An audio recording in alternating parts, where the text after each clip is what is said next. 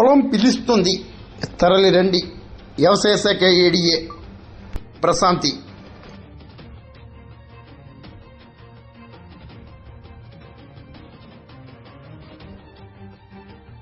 రాష్ట్ర ప్రభుత్వం ప్రతిష్టాత్మకంగా చేపట్టిన పొలం పిలుస్తుంది కార్యక్రమాన్ని రైతులు సద్వినియోగం చేసుకోవాలని కాకినాడ ఏడీఏ ప్రశాంతి కోరారు.